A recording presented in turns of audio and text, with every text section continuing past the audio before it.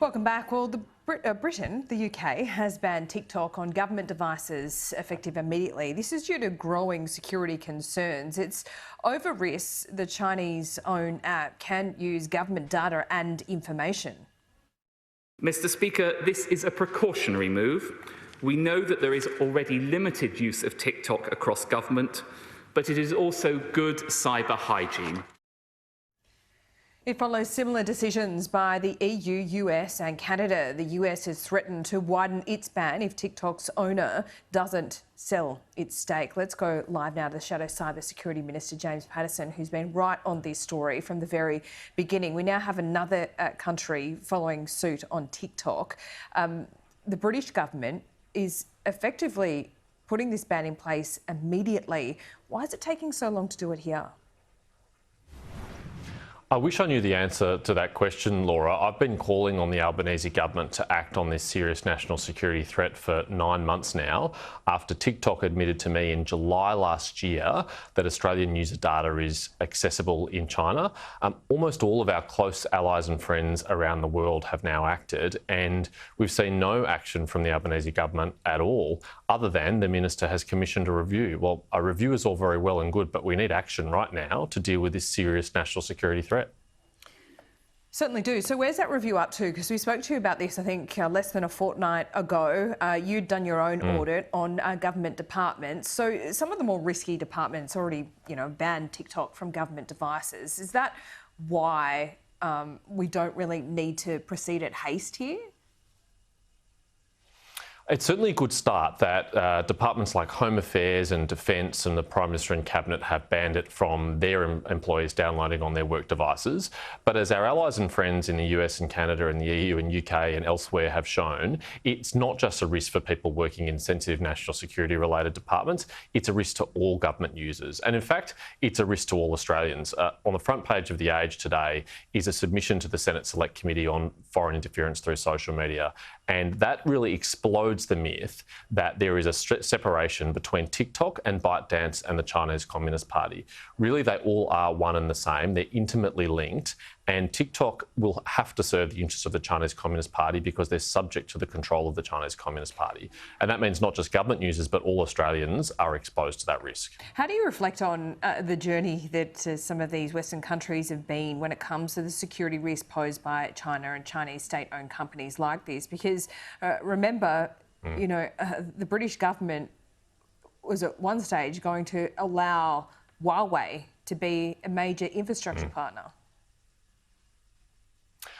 All of us have been on a journey contemplating the threats that Chinese technology companies posed to our democracies. That's because they're subject to the national intelligence law of China, which compels all their employees to secretly cooperate with their intelligence agencies as requested. And first, Australia led the world in 2018 by banning Huawei, and many other countries, the United Kingdom included, have followed our lead. We could have led on TikTok as well, but unfortunately we're now falling very far behind, and we need to urgently catch up with our Five Eyes and other partners because the threat has become clearer and clearer. I mean, you could have argued before July last year that we didn't know where the data was going, but now we know where this data is going. You could have argued before December last year we didn't know what TikTok would do with the data, but they were forced to admit that they were using data collected by the app to spy on journalists who are writing critical articles about it. And maybe you even could have argued before last month that no one else was acting on this, no one else was addressing on it, but you just can't argue that anymore. All of these revelations have happened on the Albanese government's watch. Other governments around the world are waking up to this threat and acting on it, and we are not. I don't wish to assume anything here, but given what Paul Keating said at the press club the other day, you might fall into the category of numpty for warning about this kind of thing, or was it Ning Nong? I'm not so sure. More seriously though, what did you think about some of the claims made by Paul Keating? Does he have a point at all?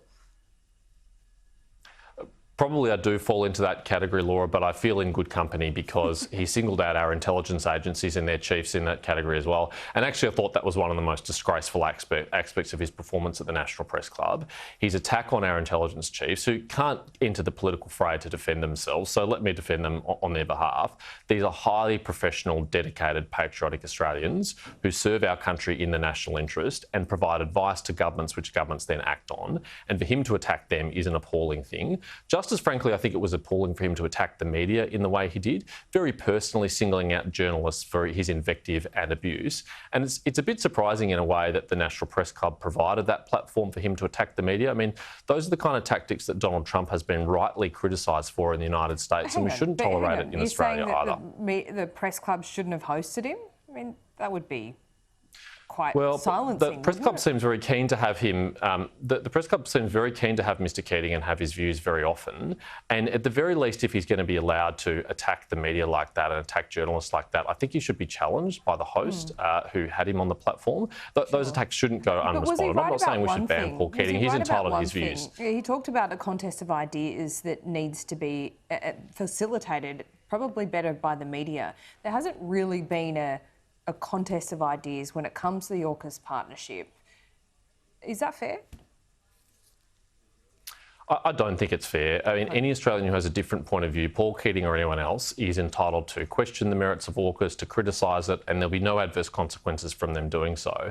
But there's a very strong unity of purpose from everybody who's been briefed on the intelligence, whether they're Labor or Liberal, government or opposition, who've been involved in this along the journey, who understand just how important this capability is for our country and how dangerous it would be for us not to go down this path, because we would lose the ability to defend our interests and our values in our region if we don't do this.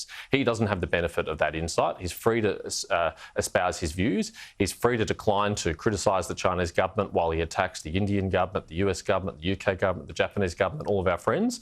But I think we're also entitled to draw reflections upon him when he does so. Yep, well said. Good to have you on the show. Thanks so much.